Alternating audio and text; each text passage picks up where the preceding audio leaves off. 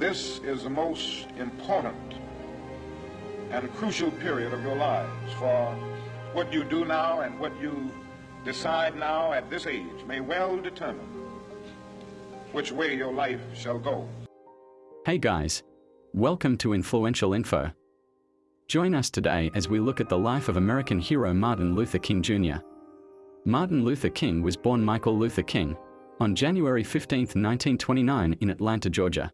One of the events that molded King into a civil rights activist occurred when he was just a child. King had a best friend who was a white boy. Back then, unjust laws in many southern states stated that black people and white people had to go to separate places like schools, parks. They had to ride on different sections of buses and trains. One day, King's best friend told him they couldn't ride bikes and play together anymore since the boy's father did not want his son to be friends with King due to the fact that he was a black child. This confused young King. It was one of the earliest incidents of segregation that occurred to King.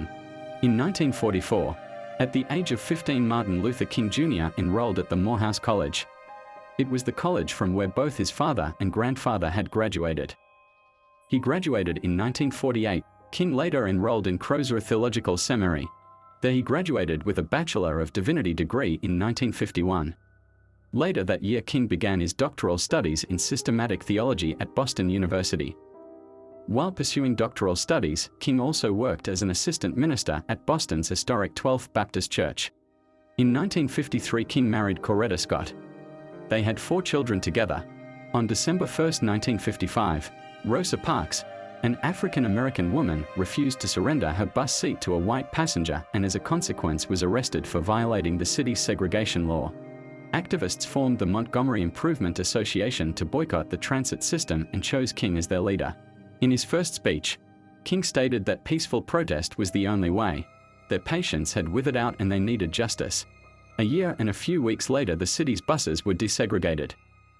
Recognizing the need for a mass movement to capitalize on the successful Montgomery action, King set about organizing the Southern Christian Leadership Conference, which gave him a base of operation throughout the South as well as a national platform from which to speak. In February 1959, King and his party were warmly received by Indian Prime Minister Nehru. The result was a brief discussion about the Gandhian concepts of peaceful non-compliance. In 1960, King and his family moved to his native city of Atlanta, where he became co-pastor with his father of the Ebenezer Baptist Church. At this post, he devoted most of his time to the civil rights movement. In late October, he was arrested with 33 young people protesting segregation at the lunch counter in an Atlanta department store. The charges were dropped, but only King was sentenced to Reidsville State Prison Farm on the pretext that he had violated his probation on a minor traffic offense committed several months earlier. King was later released upon intercession by then presidential candidate John F. Kennedy. In Birmingham during the spring of 1963, King's campaign to end segregation at lunch counters and in hiring practices drew nationwide attention when police turned dogs and fire hoses on the demonstrators. King was jailed along with large numbers of his supporters, including hundreds of school children. From the Birmingham jail, King wrote a letter in which he spelled out his beliefs of nonviolence.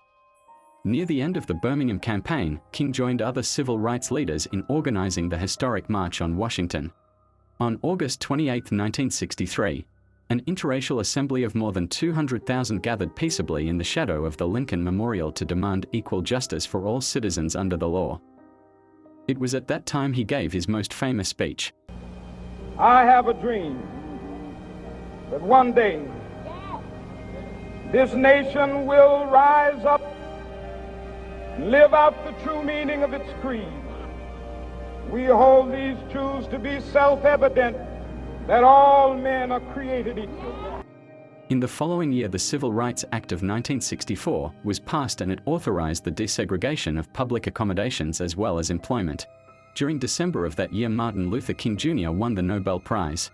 On April 4, 1968, while standing on the second-story balcony of the Lorraine Motel, King was killed by a sniper bullet by the accused assassin James Earl Ray. In the years after his death, King remained the most widely known African-American leader of his era. His stature as a major historical figure was confirmed by the successful campaign to establish a national holiday in his honor in the United States and by the building of a King Memorial in Washington. King may not have reached the promised land himself, but he certainly made sure that his people are on the right path. Don't forget to like and subscribe. Comment down below on who you guys want in the next video.